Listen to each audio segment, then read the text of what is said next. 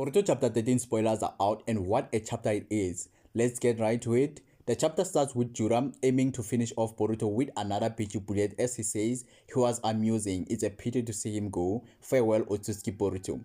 But before he could launch his attack, the back Shinju interrupts him and tells him that Boruto isn't working alone.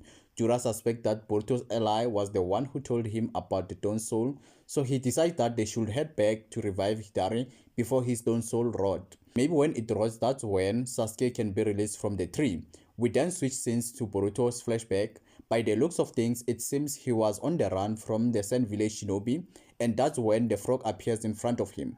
The frog tells him that he is surrounded by 20 shinobi, but they don't need to kill the innocents to get away. However, Boruto, being the student of Sasuke, he is very suspicious of the frog. So the frog tells him to calm down because it is not his enemy.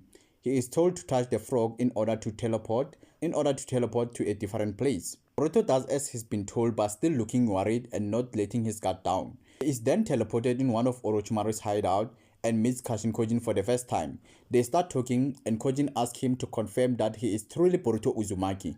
But Boruto is surprised by that and asks him if he knows about omnipotence. From that point on, the chapter gets even more interesting. Kojin responds to him by telling him that in his memory he is Ishiki's vessel, the one that him and Amado helped escape from Kara organization, but that's not true. It's because of omnipotence that alter everyone's memories of Boruto and Kawaki. So it is clear that Kojin is affected by omnipotence, but he has somehow figured out the truth. Boruto then asks him how he was able to decipher the situation because clearly he is affected by omnipotence. But Kojin's reply shocks Boruto. He tells him he knew in advance what would happen in the future because he has future sight called the 10th direction, which he gained because of Shibai's cells, and every inner Kara member was implanted with Shibai's cells with the goal of manifesting one of many Shinjus of Shibai's. But whether one can properly gain these powers depends on luck. As a result, only Code, Damon, and Ada gain those godly powers, so him, Delta, and Boro never gained those powers. But for some reason, when he was about to be killed by Ishiki, he finally manifested one of Shibai's Shinjutsu, the power to see all possible future.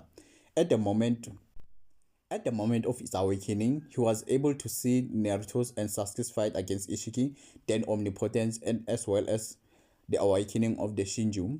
However, the future isn't a straight path. There are many possible stories of someone's future, which at crossroad a selection happens, which means a battle royale takes place between the fates. So to make Boruto understand, Kojin tells him about the future that has already been avoided, the timeline where Naruto is killed by Ishiki and the planet gets destroyed by the Divine Tree. Another example is the day Naruto was sealed, in which Boruto would have been killed if Sarada had not come to his aid. And in that vision, Boruto and Kawaki never swapped, but Kawaki was defeated by Code and became the 10 Tails fodder. So finally Code has a W in another timeline.